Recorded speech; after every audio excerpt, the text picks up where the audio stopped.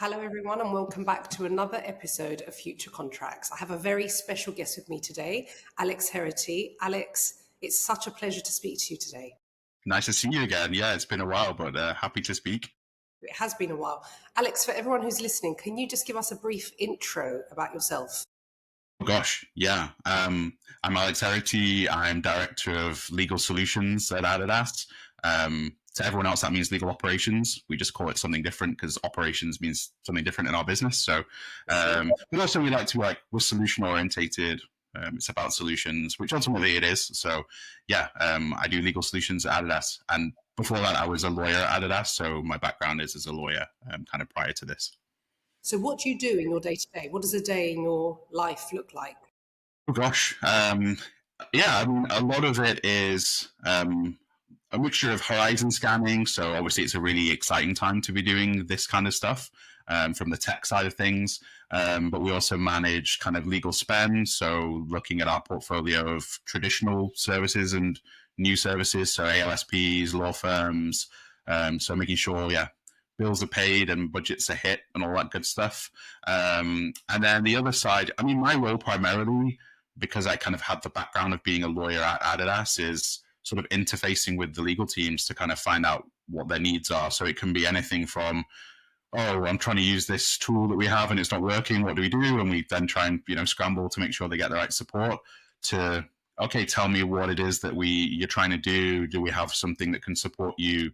Is that traditional? Is that outsourcing? Is that looking at different tech options? So it's a bit of everything, a bit like being an in-house lawyer, kind of no one day is the same. But there are some themes that go through it. So yeah, making sure our tech stack is all doing what it should be. And yeah, lots of meetings, unfortunately. I bet, yeah.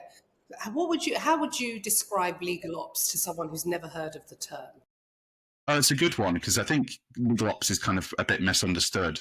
Either over complicated or oversimplified at times, depending on who you speak to. But for me, it's sort of it's the engine room of how legal services get delivered. So it's kind of for some people it's a team, for some people it's a person in their team, for other people it isn't. It's just the way that work gets done. So for me, I think legal ops is focusing on how do we deliver legal services in the most effective way. And I think effective is a good word because it's talking about impact and purpose, and I think that's what we're trying to do. So, and realistically, I guess in a context of why this has kind of come about, I suppose because most legal teams don't tend to have either the bandwidth or necessarily the skill set to consider how they're doing some of this stuff. So for me, at least, it feels like a lot of legal is done on the fly.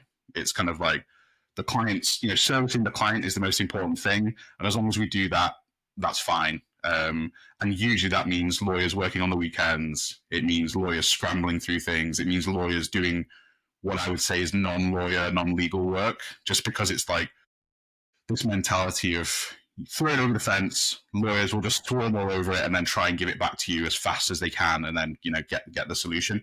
And that for me is just totally unstructured. It's a stupid way of working. It leads to burnout. It leads to crappy results. So legal ops is the sort of maybe the antidote to some of that. But I think the important thing is, it's not rocket science, some of this stuff. It's just because the industry doesn't necessarily have that strength in management and process and those kind of things. It's just, I think this is more over the last sort of 5 to 10 years. And I know there's some people who have been doing it way, way longer, but at least recently in the last 5 to 10 years, I think it's just an understanding that legal couldn't really go on the way it was. The business just got way too much much faster and needed more quicker.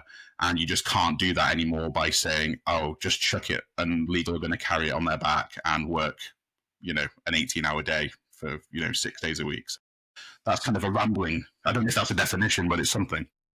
It is, because there isn't a clear definition of what it is. It also varies across organizations depending on the nature of the business and the appetite of the senior leadership teams. But you were a lawyer, so how did you become a legal ops guy? Because I loved being a lawyer, so it was a bit of a wretch to kind of not do it anymore. So I'm not one of the legal ops people who are like, I'm a recovering lawyer. The classic joke at conferences. I actually really enjoyed it. But I did plenty of the job that I didn't enjoy, and that was kind of what sparked things. More, I guess I was in-house lawyer, predominantly commercial, so a lot of contracts relevant for this conversation. But, tons of dead weight in contracts, right? Tons of frustration and friction that just doesn't need to be there. So my entry point was we had a big annual kind of contracting process, and the GC that I was working with, the really sort of progressive, forward-thinking guy, was like, "There's got to be a better way of doing this than us churning all this stuff."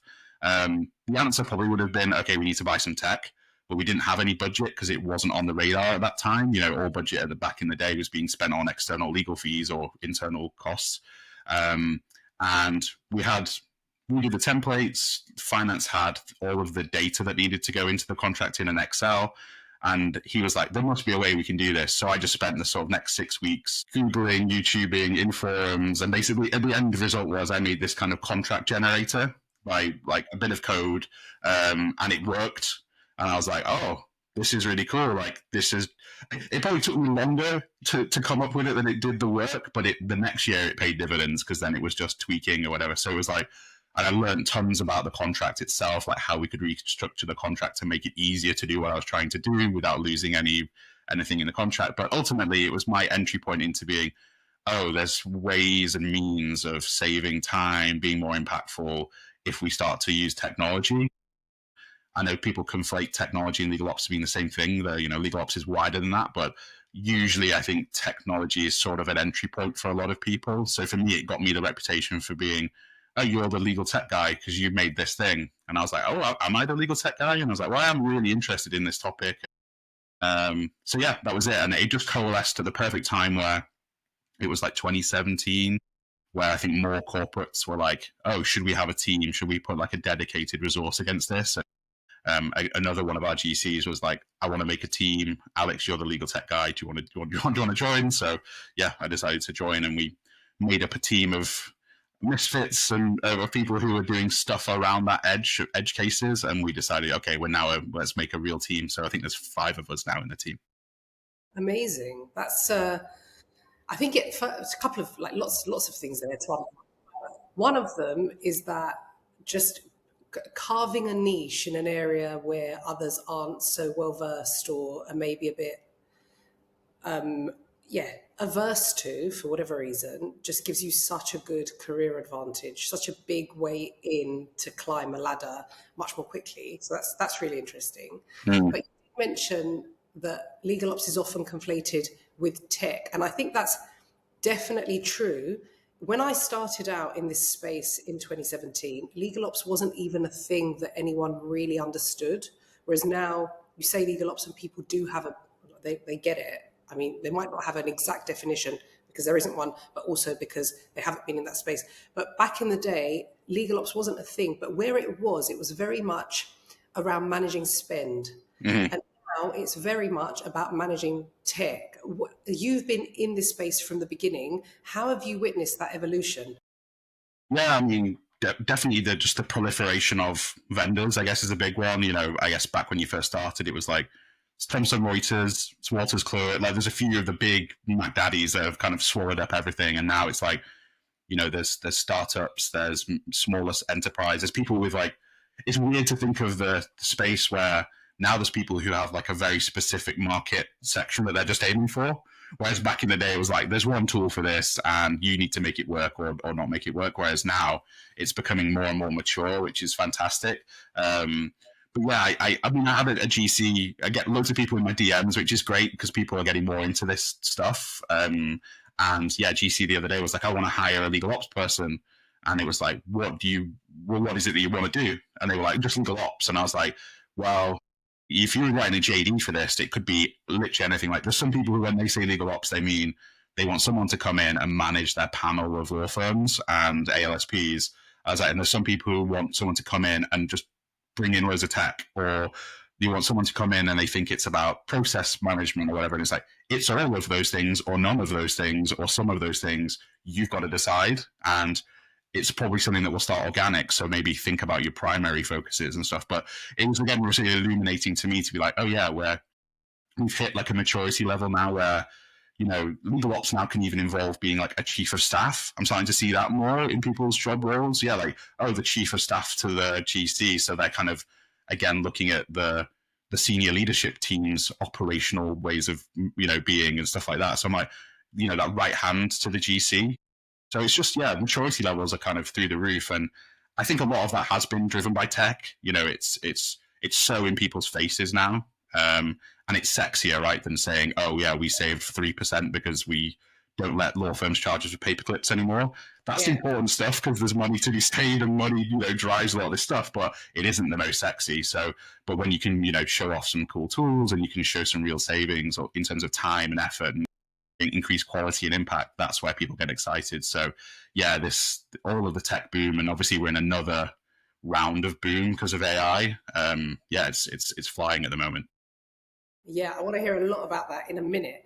But my next question is around, so you've got 5 people in your team. That's a lot compared to some other organizations that don't, they just have a paralegal that does the non-pure legal related work.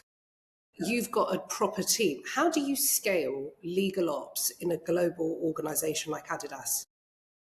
Um, I guess the way we did it, at least, is we're, I guess, yeah, trying to look at where all the work types are and where it makes sense to pull things out of a lawyer's hands and into someone else's hands. I guess that's probably the easiest way to look at it because, um, again, when two people have a paralegal who's doing legal ops, it's that thing of like, but the lawyers will still be doing legal ops in their own way, right? Their way of working, their way of delivering services as a team or as an individual. So there is lots of stuff happening in the background, and I think from our perspective, we just realized, you know, you hit critical points in times where it's like, oh, now it makes sense to justify a headcount, or the headcount here will be able to handle. Take all of those work streams away from those people and let them focus on other stuff. I mean, the cool thing in legal is you're never struggling to find work to do. Again, cool. It's bad and good, but you know, you can take plenty of stuff off people's plates, and there's still more than a fully rounded job for them to carry on doing. Like, it's really rare to be like, oh, we're taking this away, so now we're going to have to really look at removing these roles. It hasn't happened really for us. So yeah, we've definitely found times where it's like, if we can get rid of, you know, a good example would be one of my colleagues who handles primarily legal spend stuff. She can take away, like, you know, it's everything from we're getting a call from this partner about why his invoice hasn't been paid, all the way through to, okay, now it's time to do the panel review for this sector or this area or this category of legal spend that we're doing. So all of that being able to put onto one person's plate rather than being split across all of the different, you know, directors or all the different team leads. That's where for us we're like, okay, we can centralize that, and we can leverage the fact that we're centralizing it. We're not just taking it off people's plates to say, okay, we want that, we're having that now. It's more thought out to be like, is this going to move the dial for people? Will it mean we can do it better? And then will it also mean that they can do their primary role better? So that's kind of where we get to. Do you ever have any pushback from lawyers when you're like, give me that? Or with, going through the process of taking things away, do you ever have anything? I'm trying to think. I mean, no, it's more, it's little things that lawyers and maybe everyone gets precious about. It's more like, you know, if I was like, oh, we're going to take away, we're going to be the primary contact for the law firms, then I think some people are like, well, I have a good relationship with these people, I've known them for a long time. And you think, yeah, sometimes it makes sense because you can leverage those relationships and people will work faster if you can go direct. So we try to give enough flexibility to say, no, we don't want to come in and trample over that. We want to take away the pain and give you the best results back. So it's usually stuff like that. And I guess you'll learn it from, you know, contracting in terms of like, it's always weird and wonderful what people are worried about in terms of like a random clause or a random template that they're like, no, my template. So, and I feel like I can say this as a lawyer. It's like sometimes we're precious about really random stuff, and actually tend to find that most people are like, no, like, you can take that big chunk of stuff away. I just want this tiny piece. So you try to empathize and understand why is it that they want that, and is there a compromise, or can you explain to them like, you're not really losing anything here, like the day to day won't change that much. So yeah. You mentioned AI, obviously, the word on everyone's lips, like everyone. What are you doing with it? I guess like a lot of corporates, so a lot of pilots. I saw that report the other day, the MIT one that was like, most people get to pilot phase and then it fails. And again, I don't pay too much. They're big on clickbait and stuff like that. Those reports, aren't they? Like, so I don't pay too much credence to it, but it's interesting to get some insights there. But yeah, we do a fair few pilots. I think the big thing about AI is you do need to see and feel some of this stuff to really understand its potential.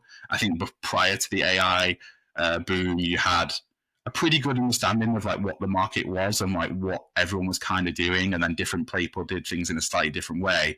Whereas I think AI, it's like the art of what's possible. There's new stuff all the time. So you do, I guess, at least if you're in a legal ops role, you're trying to keep abreast of that and keep a bit of a sort of sensible eye on like this could be stuff that I've never really appreciated.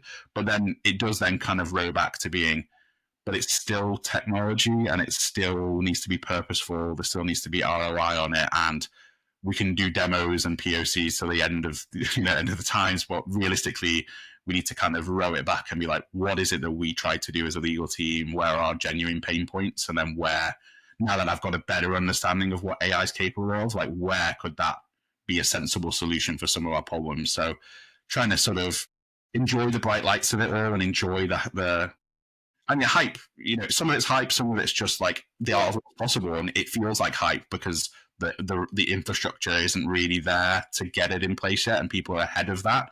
And the reality is like, oh, that isn't going to work yet. So it kind of gets put down as hype, but it also gets put in my column as like one to watch, definitely. But yeah, the reality is ultimately, particularly in the corporates, you've got ROIs, KPIs, QB, all the different acronyms to be like, we need to then justify how this is going to work and what it's actually going to deliver. So sort of taking a bit of a chill and then looking at it through those lenses is kind of what we're trying to do. So yeah, we're doing lots of pilots. We've got a few different tools. And I guess the one that people don't really talk about is if you do have an existing tech stack, it's all kind of coming in through the back door anyway. So if you've already got different tools, it's very likely that they're going to be having features or aspects that are AI powered now. So kind of understanding what you might be able to get for sort of semi-free in that world, unless there's like a significant change on licenses and stuff to turn it on, that can be quite a nice way to kind of explore what's possible, usually because you know that tool pretty well as well, because you've been using it in the pre-AI sense. So yeah, we're looking at our tech stack right now to understand like what's being turned on and what can be turned on, as well as like what's just totally new, what's opening avenues that previously you might have never even considered because the tech just couldn't support it. So again, another long-winded answer, but there's quite a lot going on. Yeah, I bet. Have you had any pressure from the business to say we need to use AI? I wouldn't say in that direct sense. I don't know if it's just our company isn't particularly like that, but it is, the general pressure to always be more effective and efficient and all those things. But we've not had that. What we have had is more, I think it's probably like expectation that you are going to try and use it and you're going to want to use it. So it's more about using it responsibly and being transparent about it. So more of the direction for us is around, responsible AI usage, being transparent, being collaborative. Because again, I think there's a lot of potential like cannibalization between projects. So we're really within the organization. It's been massively clear to me how much people have been transparently putting out there what they're doing. And actually our enterprise architecture team have like a centralized SharePoint, which has like all of the use cases that are approved and published. And that has already paid dividends. I've had that only went live a couple of weeks ago because they did a new version of it. And I've had like 2 or 3 different teams reach out to me to be like, oh, you're doing something here. Do you think that would work for us? Or we're kind of looking at this. Would you mind jumping on a call? And it's like, that's cool to get a call from HR or from finance and they want to talk about a legal tool because they can see, oh yeah, you're doing this. Does that make sense? And the calls have been kind of more collaborative in the sense of, can you just tell us like why you're doing that and why you think that works and what did you learn from your POC? Because we're trying to do something similar. So it's more been around that because I think just the expectation now is you almost don't need to say it from C-suite. I think everyone's on that path pretty much. So yeah. Can you talk to us about that a bit more? Because I think that for the people that are listening, lots of them are trying to navigate maybe pressure from the business to use AI, but also they feel they really believe in the power of AI and how it can transform what they're doing. And they want to spread the word because they want ambassadors and they want to have a business impact. So you said there was a bank of use cases. Can you talk about that a bit more? Yeah. So yeah, we literally as simple as it sounds. So if we have a use case where we've gone live with it because it's like an existing tool, or we bought something, or we're using, say, an enterprise tool, but in a sort of novel way. So I guess Copilot would be the one that most people have got access to generally, if you're a Microsoft house. And just explaining what we're doing with it. So like, oh, you might think Copilot is just for summarizing an email or whatever because you've got it in your Outlook, but actually you could use Copilot Studio to build a chatbot or some kind of agent to do something more specific.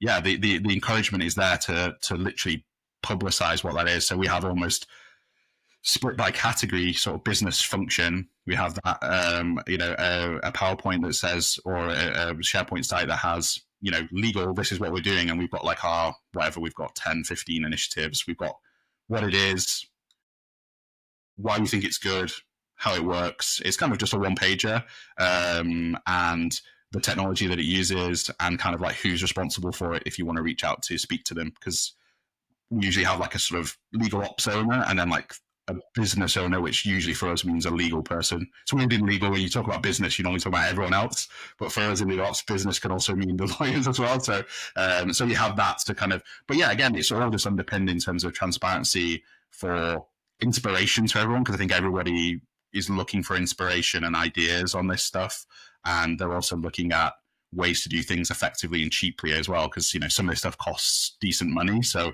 if you can find out something similar in your territory, it's definitely worth exploring. So I think if you can foster that culture of sharing amongst the different teams, you'll find out that a lot of people are trying to do similar stuff. Like everybody seems to want to do a chatbot for their department. And whether that's a good idea is one question, but it's certainly an idea that should be explored. Most teams could probably do that in a similar way, and finding like a common thread of how you could do that without turning your organization into just a proliferation of bots that all do really random stuff and you don't actually know where to go to. You're going to need chatbots to tell you which chatbot to go and ask a question to. I think people who work in enterprise architecture and that are really conscious that like the boom of this stuff can actually sort of smother its success in a way. So you need to be way more collegial and way more sharing. So I think for anyone looking to do that, probably more with their legal hat on, go and speak to your colleagues, go and speak to things, and be really transparent about your wins and your challenges, and put it out there, because I think everyone's definitely in learning phases on all of this. Yeah, definitely. That's great. And it's also such an opportunity for legal to position itself as an innovator, because we do get a bad rep. Yeah. But actually, you've got teams like yours that are doing this stuff, that are sharing that intel that could have a broader business impact. And I really see that happening more and more, because legal is such a good use case for AI because of the nature of what we do and the reams of words that we have to process. Yeah. And we have a huge opportunity here, not just to implement it to make ourselves more efficient, but to rebuild our personal brand within a business. Yeah, it could be a great opportunity. And we've had some success with that. And in the pre-A, we were big users in our team of like Power Automate and the Power Platform from Microsoft, just because it was available to us and we used it and we started to get good at it.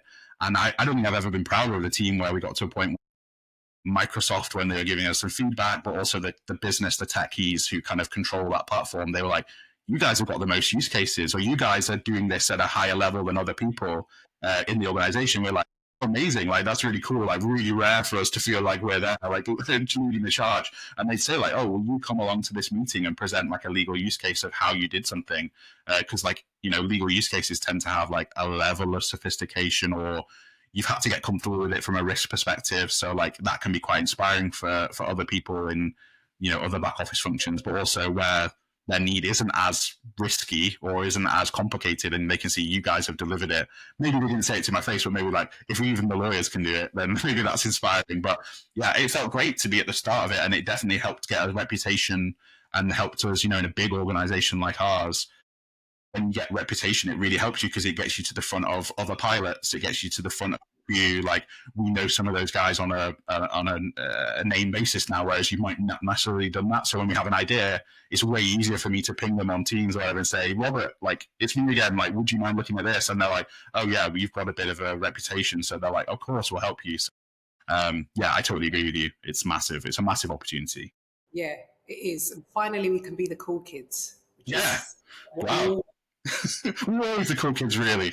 That's Really. well, So a lot of technology projects in the past, I read everyone's read this report, I'm sure, and have seen this scary stat a couple of years ago about 77% of CLM implementation failed.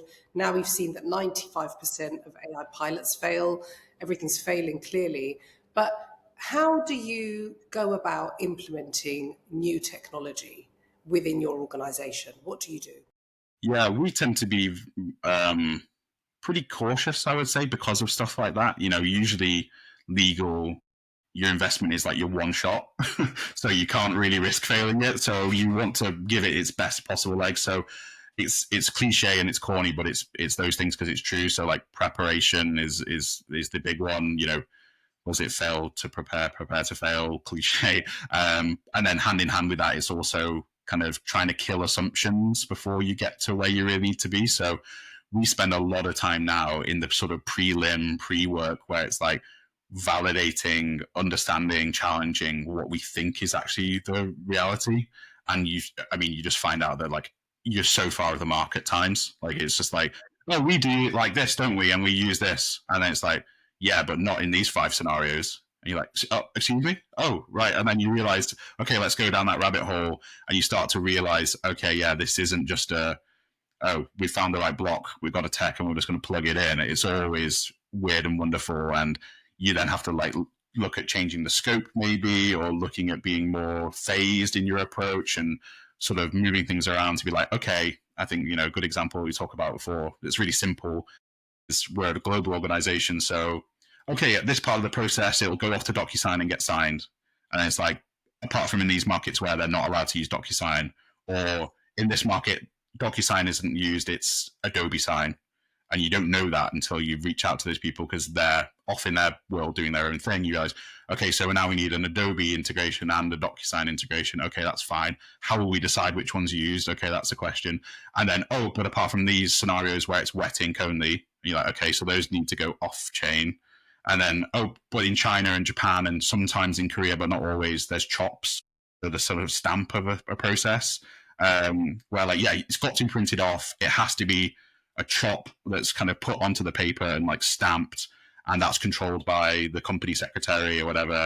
You think, okay, fine, but we're just going to say, no, we're not doing that because we're going to be standardized. You say, that's fine, but we can use DocuSign, we're comfortable with it, but none of the counterparties will ever accept that because in their culture, that is not like it's not there yet. So they're kind of like, we can say we want to sign by DocuSign, but 50% of the time that's going to fail and we're going to have to come off chain. And the temptation is to sort of just keep ramming home and being like, no, we're just going to deliver what we deliver. What's the point? If we're going to deliver solutions that are going to cost more time and more confusion, then it just doesn't work. So I think being more practical and saying, okay, that's fine, that's an edge case, or it's going to apply in these scenarios. We just need to have the roadmap and the backlog for that. And we need to be transparent with the teams to say, this is a challenge for you. We're still planning to do this implementation because it brings all of this value. But you guys, because you have these certain scenarios, might need to work in a slightly different way, or we might need to find a way that we're going to integrate you later down the line. I'm a big fan of, like, people call it different stuff, but like the backlog, put it in the parking garage. But I think those things should be very transparent because people get really disheartened when they're like, oh, you're going to do that thing and you're not doing it anymore. And it's like, oh, just because we didn't bother telling you. No, it's still on our list. We're totally cognizant of it, but it's got to come over time because the big pile of benefit comes over here and there isn't a way to deliver what you guys need yet. So we either need to work around it or we need to come up with some solutions. So it's just being open to a lot of the nuances and a mixture of accepting there has to be flexibility in certain areas, particularly in legal, because it's like jurisdictional or it's cultural or whatever.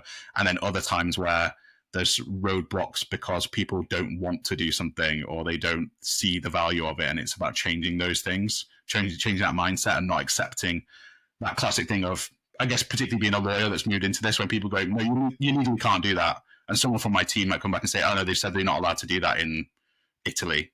I'm like, like, is that really okay? Is it like they just don't want to do that in Italy, or they just, because again, very few people want to change their way of working, right? So just trying to validate those things. So sorting the wheat from the chaff on, is it really a deviation, or is it something that has to happen, or is it something that, okay, we're going to have to try to manage them here and get them comfortable and get them on the right page. So yeah, it's the challenge, most challenging part, I would say, and in a weird way, the most rewarding when it does come off. Definitely, yeah, but also definitely the most difficult. So I assume you have nailed your use case for the tech. Now you're going through your process mapping, you're figuring out where all the gaps are, then you're designing how the tech's going to be implemented first, and then what the steps are, what your roadmap looks like, and then of course you go into rollout phase, and that's, I think, to your point, the hardest bit. So how do you do that?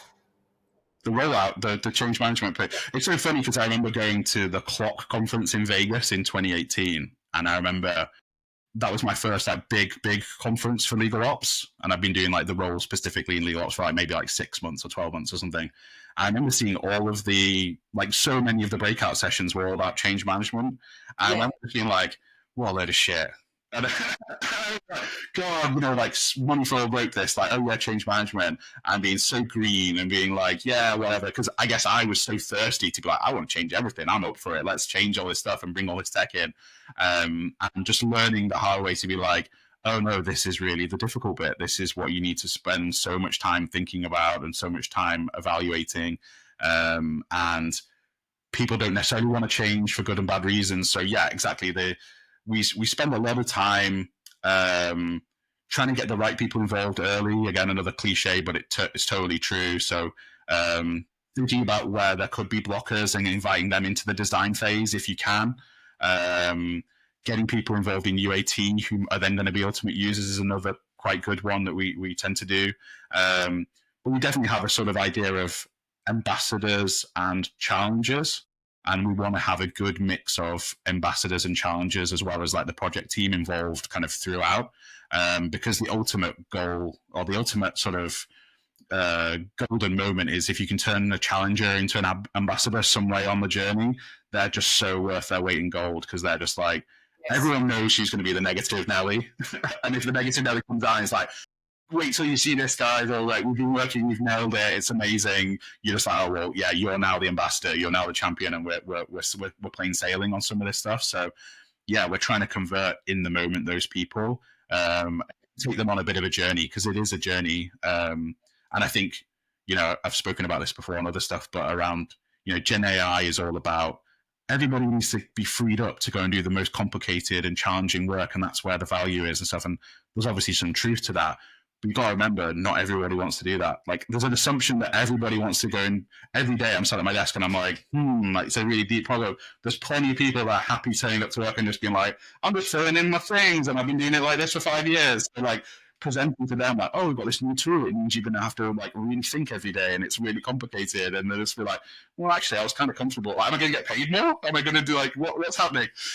So yeah, challenging some of those assumptions and recognizing that ultimately it's people first. So we need to make sure people are comfortable, people get it, people understand like why we're doing this, and what the benefits will bring to them ultimately. Like, we're obviously doing it for the company, but ultimately the company is a collective of people, and it's like, this is what the new could look like, and you've got a chance to shape it, and give us your input, and then yeah, we're going to deliver this thing which is going to hopefully be better for you. I remember hearing Andy Cook, who's the GC for Travel Perk, and he was like, for me it's all about making the work like legal more joyful. And I just think, yeah, that is a massive part of it. Like, I want people that say, yeah, when I turn my computer on in the morning, like, I know where my stuff is. I feel great. I feel empowered. I feel comfortable. And that's because the tech that we brought in and the processes that we've defined with it serve the purpose for the business, but also for the user. So that's the goal for us.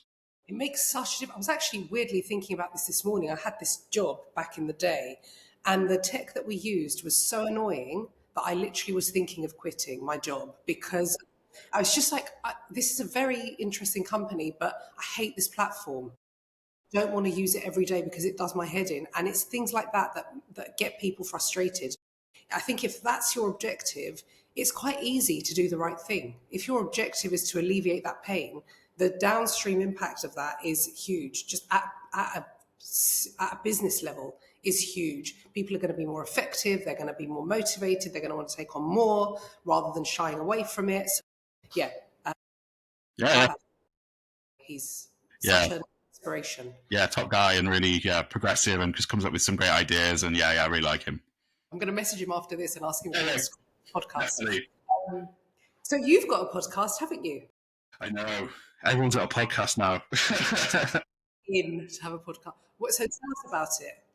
Yeah, well, actually, funnily enough, it's with Tom Rice, who works with Andy, actually. So at Travel Perk, and it just came about because Tom and I always used to bump into each other at conferences, and we were like, maybe because we'd reached a certain level of maturity with that, or kind of experience with it, where we're like, oh, the best thing about conferences is chatting to people. And that's not really a dig at conferences necessarily. It is a little bit. Conferences are difficult because they're trying to cater for everyone, I guess, that might go there. And the weird thing about legal ops is, or it feels weird to me, is there's still people that are coming into this completely fresh.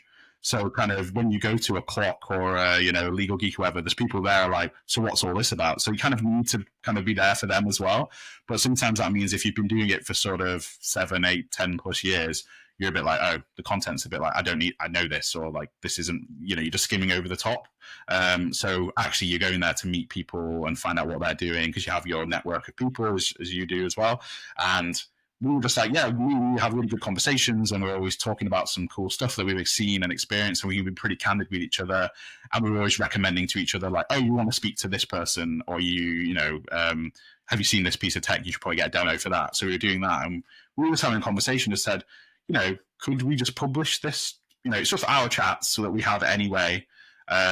Would people be interested in this? Like maybe people that are sort of at a more intermediate plus sort of level, because we're not going to go into the basics of stuff. It's going to be more like we're just going to start talking. This is the topic, and we're just going to get into it, and you can kind of take it or leave it. So yeah, we just decided, let's start recording the conversations, invite people that are interesting to talk about like a specific topic, and then put it out there. And we might also do some articles and stuff on our Substack if we just want to put stuff out there. And yeah, we've been doing it since like February, March time, and I think we've done like 15 episodes or something, and had some good feedback. And I guess the cool thing for us is we're not really doing it for any other reason than ourselves. So we were like, until it gets boring for us or we wouldn't want to do this, we're kind of just having conversations we'd have anyway. So let's just keep going. And the cool thing, we're on the same platform that we use now to record this. It's not too much effort to edit anymore. It's really easy to get people. You and I, you're in Cyprus, I'm in Manchester right now. The logistics of it all isn't too bad. So yeah, we were like, we can knock out some of these things, and as long as people find it interesting and we want to do it, we're going to do it. So that was it, really. What's it called for anyone who wants to listen Oh in? yeah, typical form. We've gone for a really complicated name that's really hard to find. It's called Law What's Next, but we've done it in the style of kind of like a domain name. So it's like law / what's next, which is really funny because we're just like, it must make it so hard for people to find. Look on my LinkedIn. I'm sure there'll be a link somewhere there if you can't find it. But it's on Apple and it's on Spotify and stuff like that. And we've got a Substack of the same name. So that's where like more of, we post the pods there, but we also have articles as well. So, and definitely see that as well. Like people, we're hitting a point now with content where I think people want real people to talk about real stuff. There's so much stuff, right? Like, one of the downsides of AI is that, there's a real content glut, and you can see it a mile off, right? It's just a generic piece that's been kicked out by ChatGPT or whatever. So I think people are really hungry for people that are willing to give a bit of their genuine insight, refer to genuine examples, talk about real situations. And that's definitely, and also people seem to be getting more into slightly longer form, which again, so like the articles are done way better than we thought. So like we get like several thousand like impressions and like views on the articles where, you're willing to write like 1,000 words or 2,000 words rather than say like just a punchy LinkedIn post that doesn't really give you enough. So I definitely feel like people are hitting that phase where they want more to hold on to. So I think if you want to put content out there now and you've got something interesting to say, there is really an audience for it. And it's so easy to do now. So I'd encourage people to do it. Not that everyone's have a podcast; it's a bit mental, but if you want to do it. I haven't got time to listen to all the podcasts, but I agree with you on the longer form content. I think there's a lot going on. There's a lot of change that's happening, and they're happy to engage at a deeper level rather than Yeah, just flit through, which we've been used to over the last maybe decade, where our attention spans have just got shorter and shorter and shorter. Now people want to engage more. And I think it's because, firstly, maybe they're sick of that AI generated content that they flip through, but Yeah. also they're curious about what's going on. So they're happy to engage at a deeper level. And I'm loving it because whenever I do a long form piece, it takes a long time. But when you get that feedback from people, it's the most rewarding thing because you realize that it's had an impact, and it is. And I do encourage everyone who's in this space and has something to say about it to put it out there because it is easy and because our industry needs that. It needs other people to share. Mm. Mentioned earlier, your losses and your wins and your challenges. People want to hear that stuff. They don't just want to hear about either how horrendous that is and this shock factor type story, or how brilliant everything is, because it's as with everything, it's in the middle, isn't it? And people just want to hear the real stuff. Yeah, yeah. I think if you do that, if you like look into, if you're looking at a specific topic that's really piqued your interest, and you do like a Google search or use AI, Perplexity or something like that, you realize there's tons of stuff usually about that topic, but it's surface level. So at the minute, I'm really interested in knowledge management. It's a big topic that I'm really interested in, particularly for in-house. And I was like, there's got to be like some books that someone's written, or there's got to be some like longer form stuff. And you're just like, no, there's tons of like very top level, like, here's 5 things you should know about knowledge management. And then you're like, well, yeah, I kind of knew that sort of. And they're like, oh yeah, that's good. It's pushing in the right direction. But now what? And you're like, oh, there is nothing. Like you just fall off a cliff there. So you're now like, I want to see and hear from knowledge management people, or I want to, it's usually finding a couple of people who are out there and they're just talking about it in genuine terms. And yeah, I think we're hitting hopefully a period now where people see that as being way more valuable and they feel comfortable to share it. And you find a couple of your people that you trust and you like to follow, and then you'll take the time to read their longer form content because it's coming from a good place and it's coming from experience. For sure. And by the way, Jack Shepherd's great on knowledge management. Yes, yeah. So smart. He was an iManager, now he's gone into law firms, he's gone back into the dark side. But no, he's great. Yeah, I would definitely recommend him as well. Yeah, and I think that I've lost my train of thought now, but I think that there's. Oh, I know what I was going to say. I was going to say that I've always compared our profession to software engineers, and I've kind of looked at what we do as, in a way, quite similar, because we're dealing with reams of code or language, Mm-hmm. and the way that profession, if you like, has progressed has been just exponentially faster than us, who have done things the same way kind of for so long. And there's obviously reasons to that we can't change, like the fact that we're there to be protect us against risk, and we're a regulated profession, and we're trained a certain way that can be quite scary, and if you make a mistake you're going to screw everything up. But there's that. I think the biggest impact, the biggest thing that's had an impact, is the fact that when software developers came along as a community, they were solving problems that hadn't really been solved before. And so they were working together, they were collaborating a lot, they were sharing a lot of knowledge. And I think that sharing of knowledge is what propelled them to build so much faster and progress so much faster and work in really amazing ways. Like if you look at how they work on GitHub, I look at that and I'm like, why don't we work like that? Well, because the change management piece would be too horrendous to ever even address. So let's not go there. But if you look at the way that they collaborate, it's amazing. And I think that sharing of knowledge is key. And because lawyers are now in a similar position, in that we're now looking at tools that can really solve amazing problems, if we just start sharing and building that community, we can really propel what we do just exponentially. So I'm really excited about that and seeing all the great content that I'm seeing lately.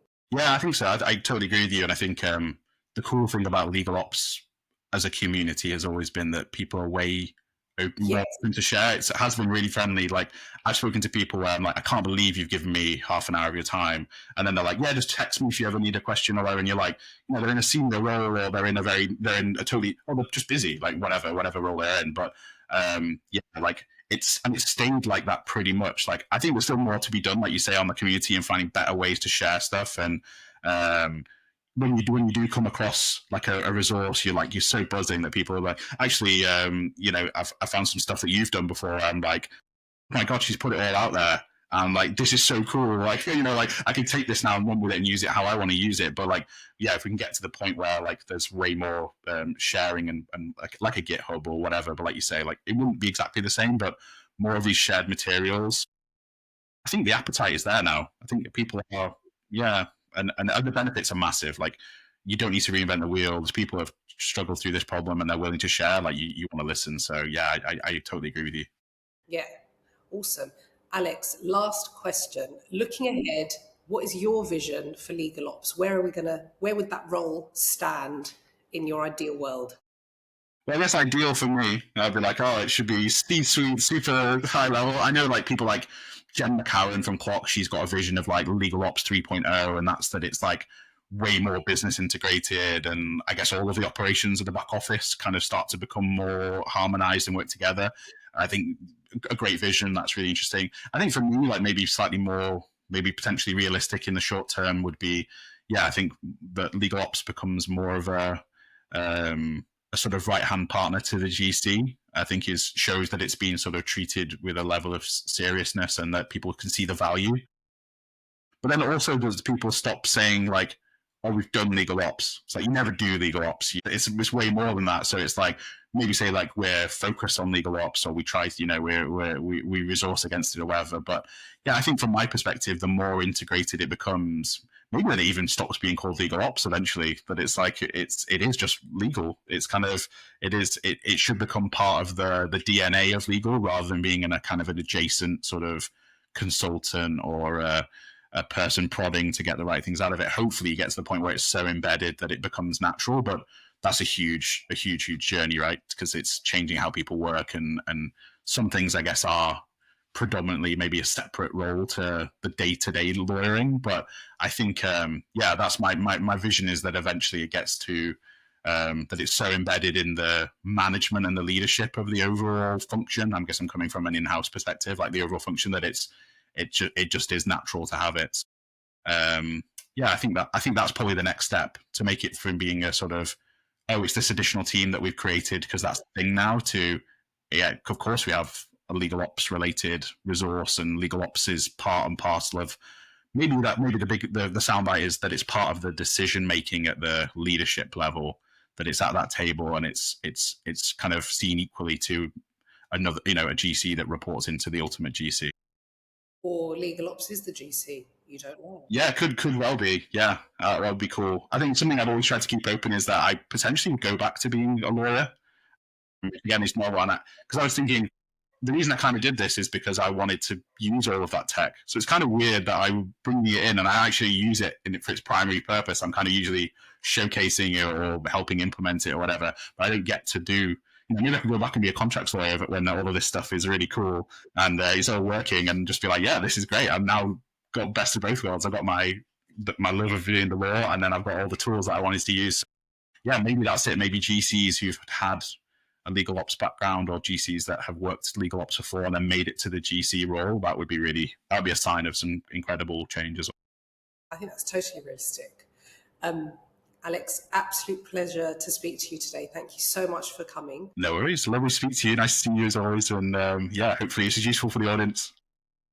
Definitely. I think, yeah, people just want to hear real stories. So thank you for sharing all of that. No and for anyone who listened in, stay tuned for the next episode coming soon. Thanks. Cheers.